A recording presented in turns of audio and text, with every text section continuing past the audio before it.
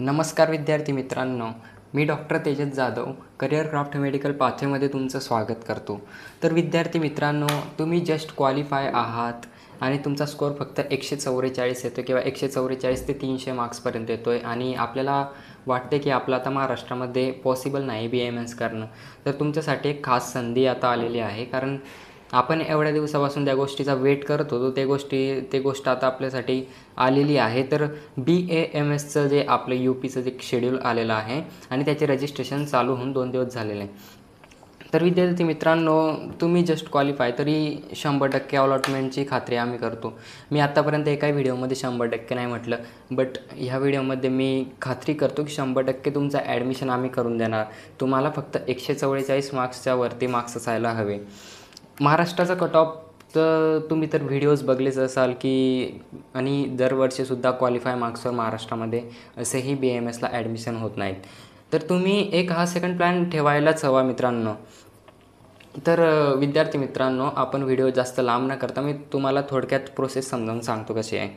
तर विद्यार्थी मित्रांनो, UP BAMSचे प्रोसेस असे आहे की आता जे शेड्यूल आलं आहे त्या शेड्यूलनुसार मी तुम्हाला सांगतो ह्या वर्षीचं कसं आहे। तर विद्यार्थी मित्रांनो, ऑनलाईनची डेट आलेली आहे। तर ऑनलाईन फॉर्म फिल करायची तारीख जी आहे ती 10 तारखेपासून ते 16 तारखेपर्यंत आहे।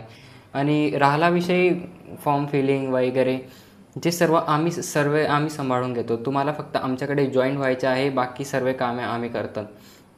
विद्यार्थी मित्रांनो, तुमचं रजिस्ट्रेशनपासून ते रजिस्ट्रेशन होते पहिल्यांदा। रजिस्ट्रेशननंतर डिपॉझिट पे करावे लागते जे UPचं आहे। त्याच्यानंतर अलॉटमेंट होते, आपला रिझल्ट लागतो। त्याच्यानंतर डॉक्युमेंट व्हेरिफिकेशनसाठी आपल्याला लखनौला जावं लागतं।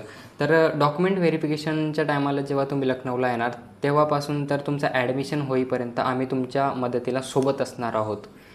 तर डॉक्युमेंट व्हेरिफिकेशननंतर ॲडमिशन आम्ही तुमचं करून देऊ आणि ॲडमिशनपासून तर तुमचं कॉलेजमध्ये सर्व सेट होईपर्यंत आम्ही तुमच्यासोबत असणार आहे। आमची टीम तुम्हाला शेवटपर्यंत हेल्प करणार आहे।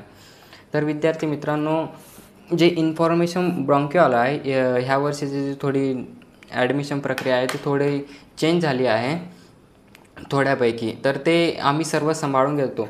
डिपॉझिटचं राहिला विषय डिपॉझिटचा, तुम्हाला फक्त सेफ झोनसाठी रजिस्ट्रेशन UPमध्ये करायचं आहे आणि तुम्ही महाराष्ट्राचे राऊंडसुद्धा चालू ठेवू शकतात। तर त्याच्यासाठी तुम्ही म्हणाल मग आम्ही 50,000 रुपये डिपॉझिट पे करू, तर मग ते 50,000 रुपये डिपॉझिट जे आहे ते आम्हाला रिटर्न मिळेल का? हो। तर जसे आपले महाराष्ट्रामध्ये 50,000 रुपये डिपॉझिट आपण ऑल इंडिया कोटासाठी पे करतो आणि ते आपल्याला 6 महिन्यानंतर रिटर्न येते, तसं UPचं सुद्धा तसंच आहे। जर तुम्ही म्हणजे कॉलेज नाही घेतलं, तुम्हाला महाराष्ट्रामध्ये अलॉट झालं, तरी तुमचं 6 महिन्यानंतर तुमचं डिपॉझिट तुम्हाला रिटर्न येईल आणि त्याची खात्री आम्ही घेऊ। आणि राहिला विषय आमच्या फीजचा, तर बऱ्याच लोकांना वाटते की आउट ऑफ स्टेट म्हटलं म्हणजे बरीच फीज असते की फसवणूक होते।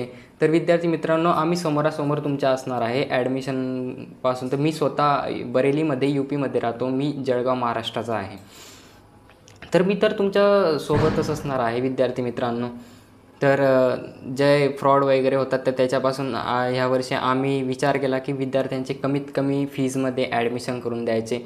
तर आम्ही असा विचार केला आहे की जेव्हा तुमचं ॲडमिशन होईल त्याच्यानंतरच आम्हाला जी फीज आहे ती पे करावी, ठीक आहे। तर व्हिडिओ जास्त मोठा न करता बस एवढंच। तर तुमचं करिअर क्राफ्ट मेडिकल पाथवेकडून तुम्हाला हार्दिक शुभेच्छा की तुम्हाला स्कोअर चांगला आला असेल आणि इथून पुढे तुमचं चांगलं ॲडमिशन व्हावं, चांगल्या प्रकारे ॲडमिशन व्हावं याची खात्री आम्ही करतो। धन्यवाद।